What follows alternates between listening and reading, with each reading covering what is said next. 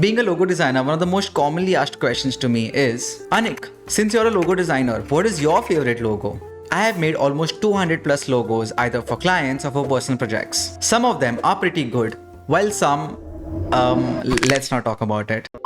And after looking at so many logos every single day, whether I go outside or even on my phone, I have a favorite logo. It is the Citibank logo. Yes, I know you all must be wondering, out of so many logos in the world, to the Citibank Mila. Well, I understand, while looking at the Citibank logo, it's not that aesthetic and not the most good looking logo in the world. But it's not always about the look or the aesthetic. The reason why this is my favorite logo is because of the story behind it. In 1998, there was a big merger between Citicorp and Travelers Group, leading to the emergence of a brand that became the provider of the most diverse range of financial products called Citibank. And this merger needed a new brand identity. For this, they took the expertise of legendary designer Paula Scher. At the very first brief meeting, Paula had doodled an arc over the letter T of Citi.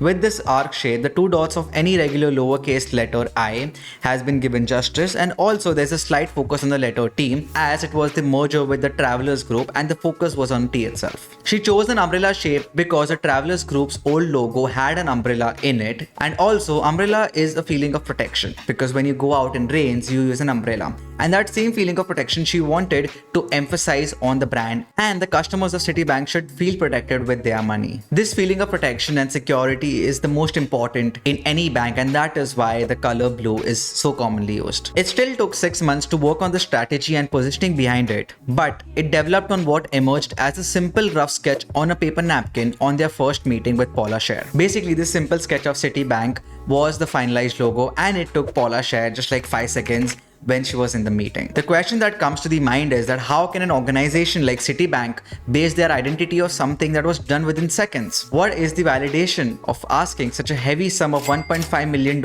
for a casual sketch done in 5 seconds? Paula's most inspiring answer to this is, it's seconds done in 34 years. Because people look at design or the task being done in maybe a few seconds or hours, but what they don't look at is the hard work, experience, all the learnings Paula had in her career, which all led her to become such a successful graphic designer. She didn't get paid $1.5 million for a simple sketch done on a tissue paper within 5 seconds. She got paid for the culmination of a lifetime of learning, experimenting, and refining her craft. Because experience teaches a designer not only how to create visually stunning logos, but also how to understand a client's needs, industry nuances, and the ever-evolving design trends. If I were to make a logo right now in 10 minutes, and maybe I get awards for that very logo, it's not the 10 minutes right now that's being counted. It's the years of consistent hard work, dedication, and your love towards your craft. Paula Scher's work has fascinated me since long, mainly because she's able to bridge the gap between strategy and design, pop culture and fine art, and is thus one of the most influential graphic designers in the world. Well, that was the story of the $1.5 million napkin of Citibank. Apart from Citibank, I do have a few favorites. One of them being Coca-Cola. On May 9th, 1886,